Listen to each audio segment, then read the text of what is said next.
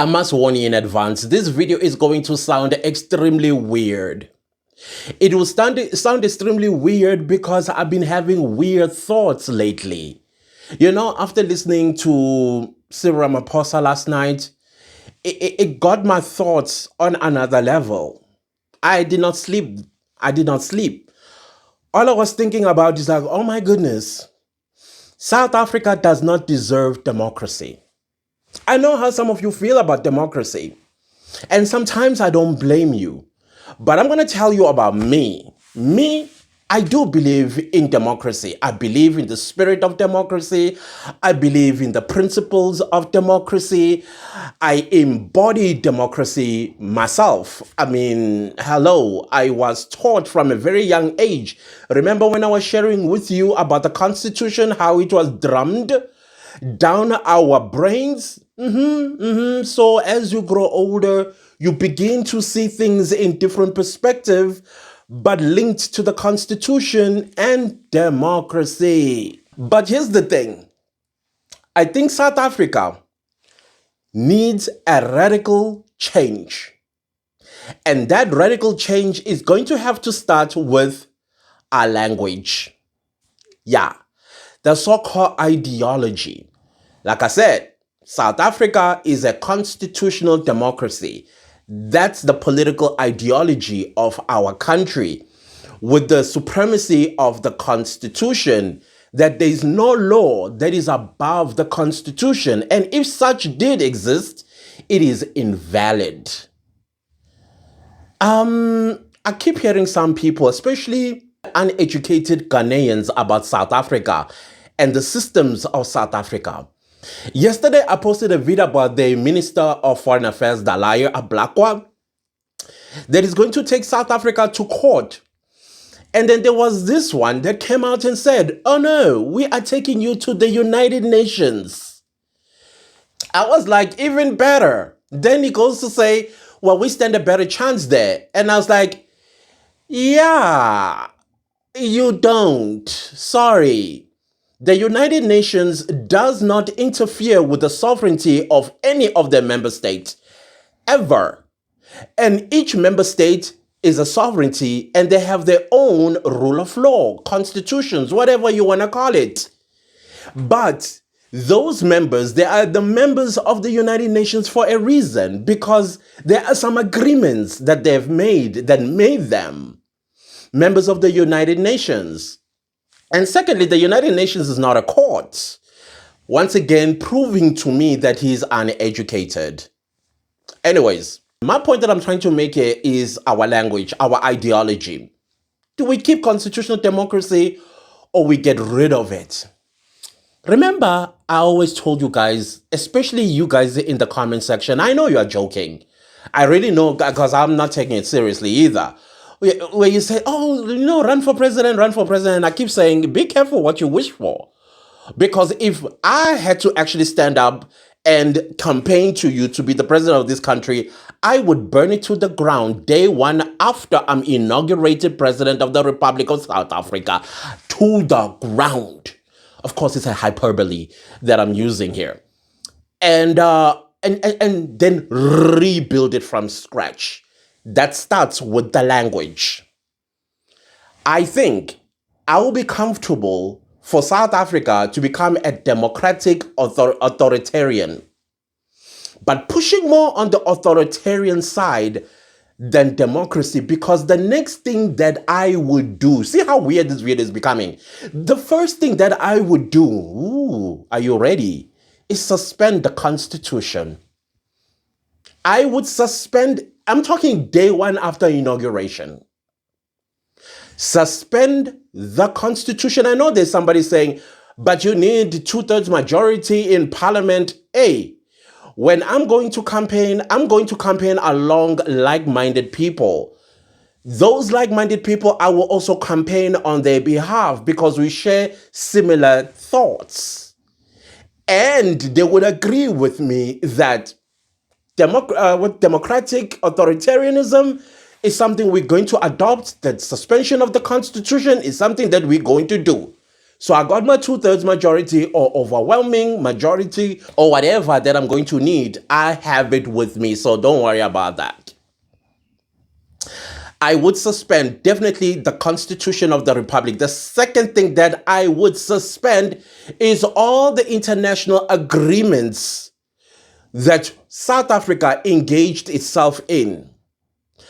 And listening to Ramaphosa last night, I watched him again and I could see every time when he would talk about the Constitution, and then he would also remind us about the international laws, especially when he talks about the international laws, he almost sounded like he was screaming for help, like, help, we want to get out of these agreements type of situation.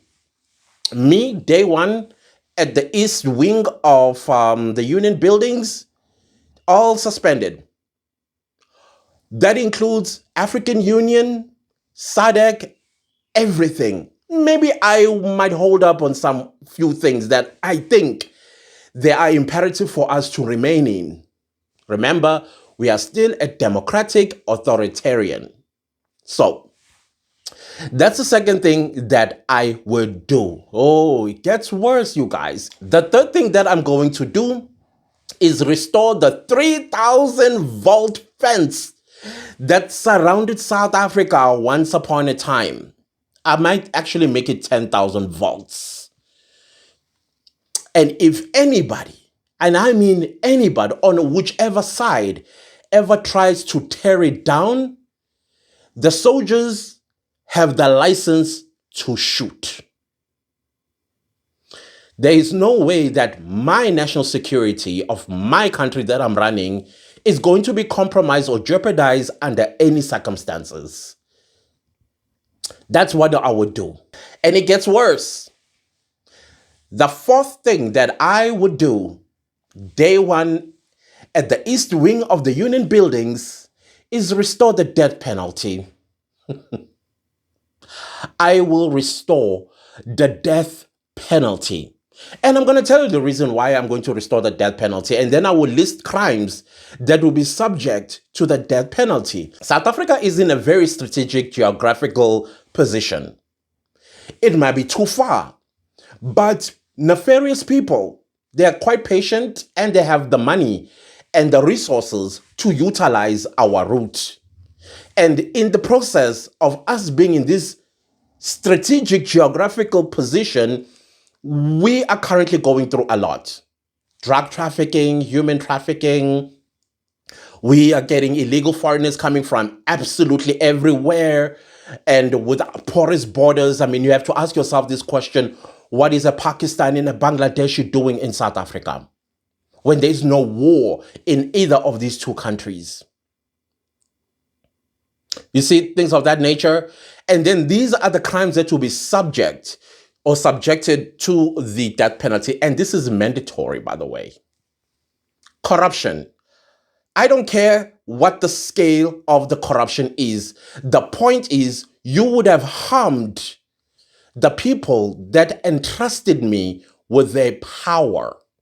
Whether you corrupted 100 Rand or 100,000 Rand or 100 million Rand, you are going to the news.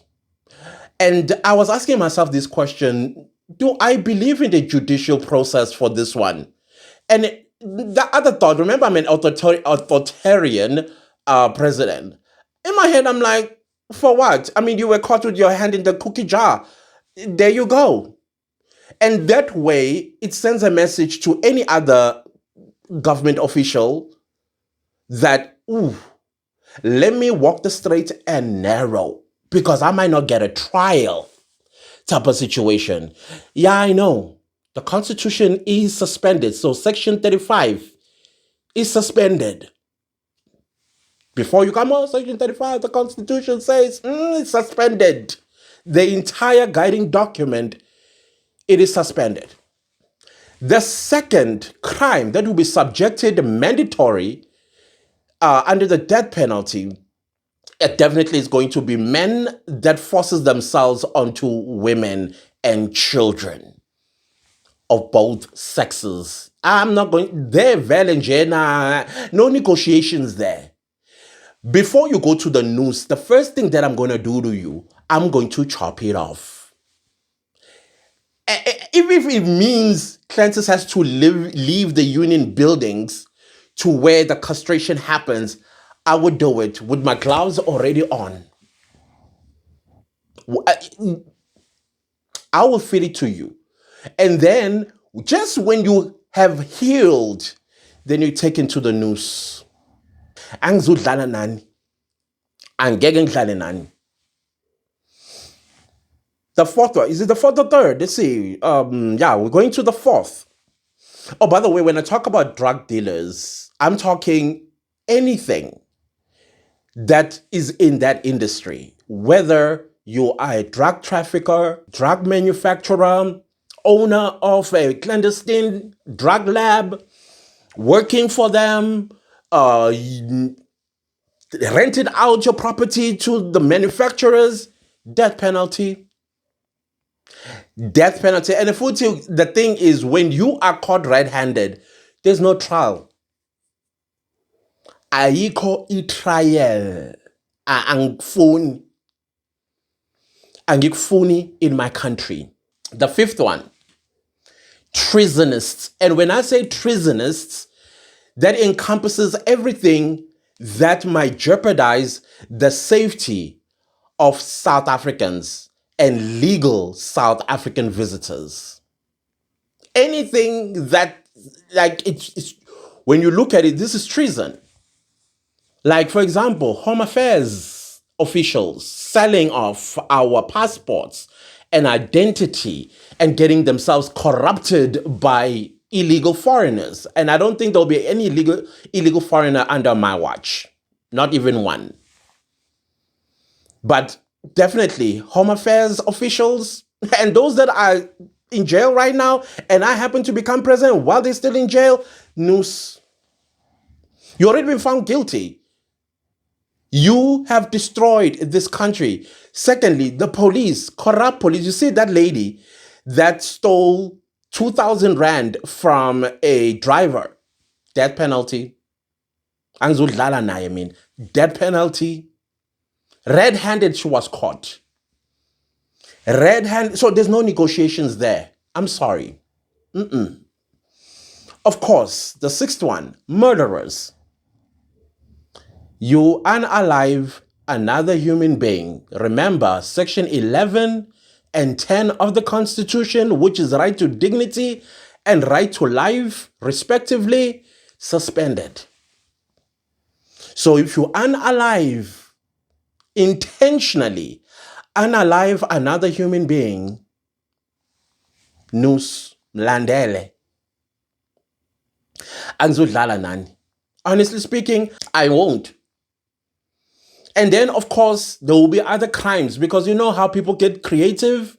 As long as that crime, it jeopardizes and compromises the safety of my country that I'm running and its people and our visitors who are legally here, I am coming for you.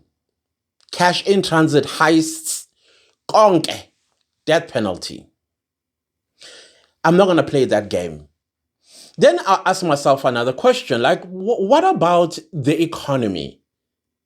Because the economy is not equally spread across. What would you do? Then I was like, that's actually a very good question. And it also does need radicalism there. Ooh, Zulu and R's and coconut sometimes fails me. Anyways, so the first thing that I want to know from my Minister of Economics, Finance, maybe even Stats SA, call them all in one meeting.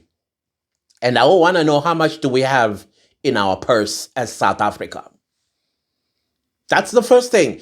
Now, when it comes to the economy, hey, I'm not an economist. I'm going to speak on this point as a layman on the street because I want to simplify it. And two, this is something that many South Africans at grassroots think about. And they ask this. So maybe they need a president who will actually implement that question.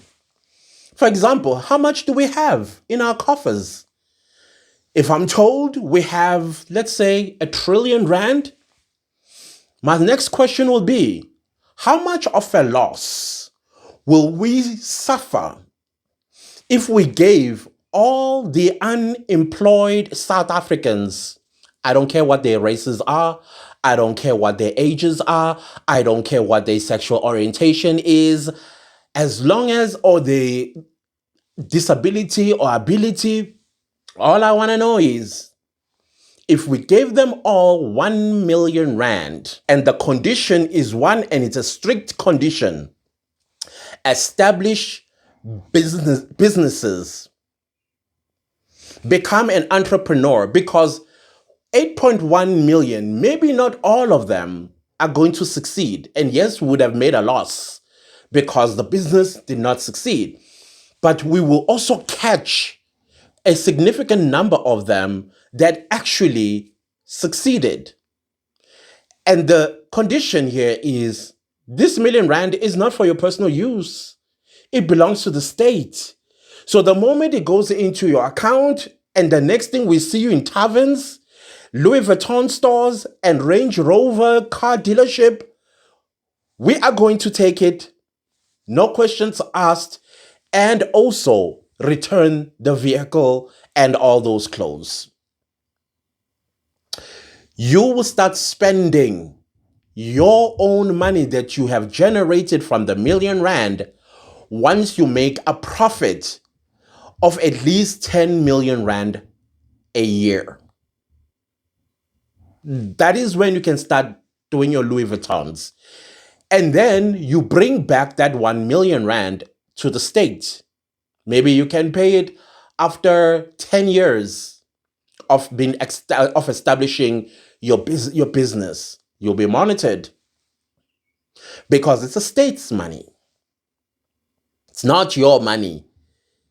And another thing that I would do, every prisoner will need to start working. I'm not going to feed scoundrels and scumbags of South Africa. I'm not.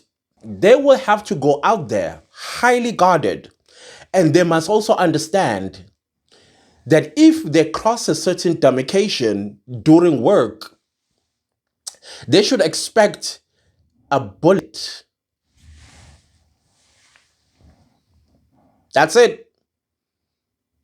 You are not going to return to the society I'm leading and then become a nuisance there. That's not going to happen. No, I don't want you there. You are going to build bridges. You are going to build roads. You are going to build other things that the government has projects on. You are going to clean the streets. You are going to make sure that South Africa is kept very clean. Because my next mission will be to make South Africa attractive for investors to come through. Oh, something I forgot. 8.1 million South Africans are unemployed, and there are those that are employed but earn below 25,000 rand. Them too will get their million to start their own businesses. If you earn 25,000 and above, in my head, you are middle class, upper class type of situation, so you can handle it. Unless you can write a representation or some kind of a deposition to me why you deserve a million rand, yet you are earning 25,000, 30,000, 35,000 rand a month. Maybe you are an entrepreneurial mind, because I need those entrepreneurial minds.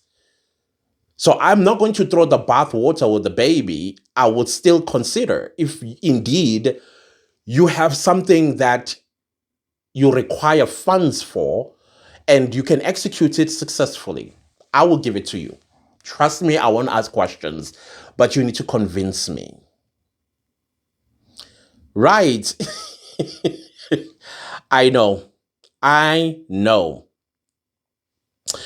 Here's another one. This one, whether we like it or not, South African businesses, and the reason why many businesses prefer illegal foreigners is because of these people. I've always had a problem with them for some reason, as far back as high school. And I think the reason why I had a problem with these people as far back as high school is the interruption. It's the interruption. I will get rid of labor unions, guys.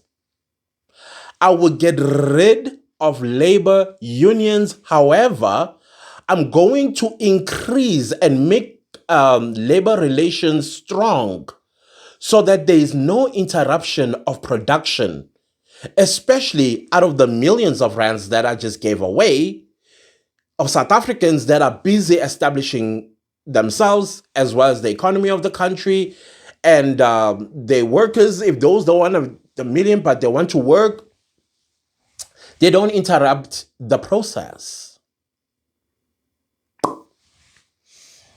That's what I would do. I do have a problem with unions. We are where we are, I believe, economically because of unions in this country.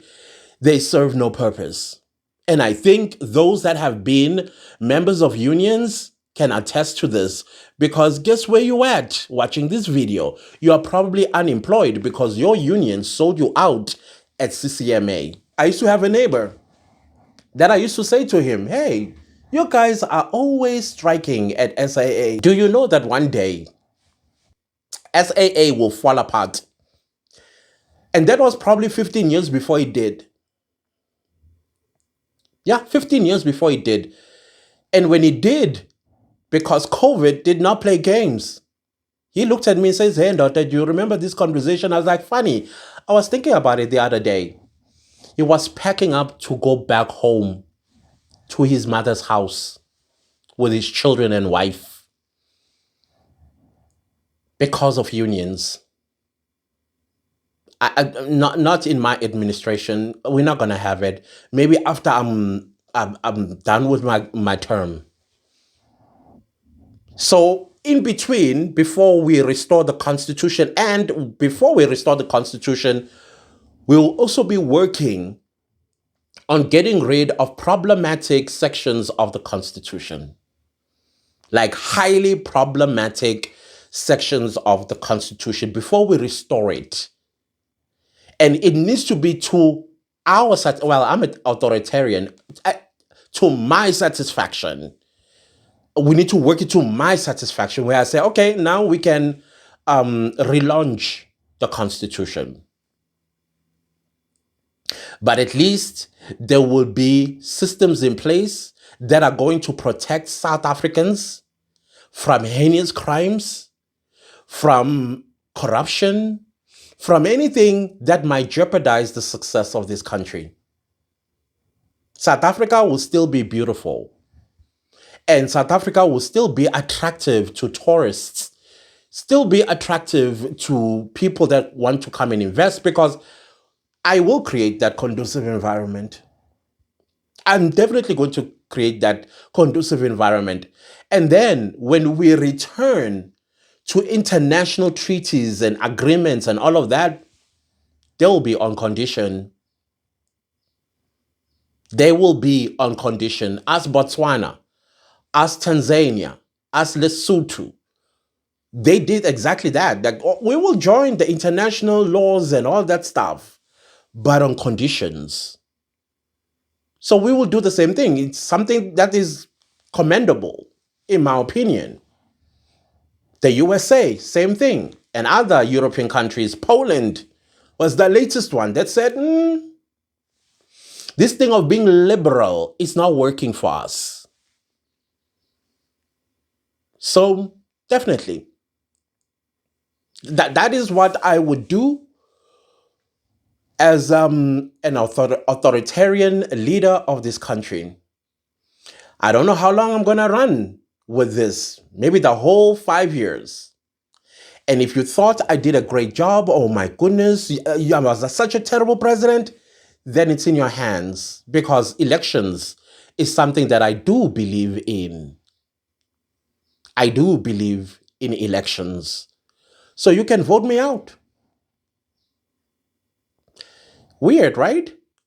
That's what has been running across my mind. I know I got a whole lot of other stuff, but I just thought, let me talk about these two that rings too much of a bell in me that we need to be radical and we need to radically change our ideology because democracy as we see it and experience it here in South Africa is not working for us.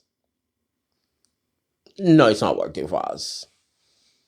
So maybe democratic authoritarianism might work. I don't know. But hey, in order to know is to test it, isn't it? So that is what I would do if I woke up one morning and I said, hey, I need your vote. Please vote for me. These are the things that I'm going to do. I'm not going to engage myself in debates, by the way. No debate. I'm not going to go and convince people who are going to come with theses and all that nonsense from intellectuals. South Africa is where it is because of intellectuals. We are here because of intellectuals. And I've also shared with you guys before my issue with talk radio. We are here today because of talk radios. People want to come in and do somersaults with their brains. How's it working for us right now? How is it working for us right now? I'm not going to go to all of those stuff. I'm going to focus on you. I'm going to focus on telling you this is the path we are going to take, and I'm going to convince you that I'm the right guy. Take us to promised land. So, yeah, that's what I would do. Weird, hey? Weird thoughts. But yeah, at least I coughed it out of my chest. And let's see. Because Ramaphosa have shown us that politics, it's not something we should believe in anymore.